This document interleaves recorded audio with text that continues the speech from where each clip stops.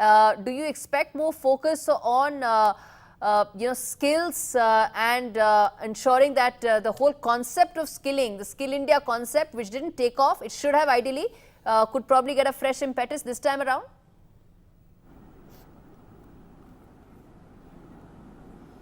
See, Gauri, I'll tell you, as far as a lot of Make in India or Skill in India, some of these have been very, if I can say so, very metaphorical now in nature. And, we've had to see a lot of challenges on execution. Again, I say, while the intent could be, there's always an intent.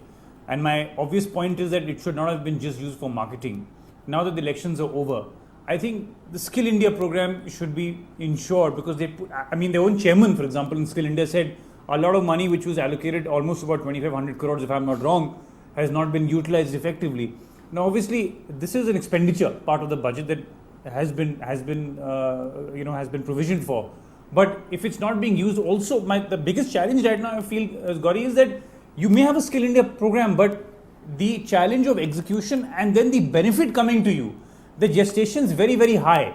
And that's where we feel that this is again medium to long term. Gauri, अभी आप कुछ करेंगे तो उसका impact आपका 4 साल के बाद ही नजर आएगा. Okay, do you expect more? Anything that you start today in terms of Make in India or a Skill in India. Okay, Govind, do you expect more focus there? CEO of a very large company told me in an interview that skills are good, but you need jobs first. Yes. So we are on a down cycle in jobs, and we are perhaps or have been in an up cycle in terms of skilling. So the two have to meet. You have to create, or the economy has to create jobs, and then the skills will catch up with those jobs. So you have to keep working and focusing on skilling, but nothing's going to happen by magic, because you don't have the jobs right now in the economy to absorb those skills.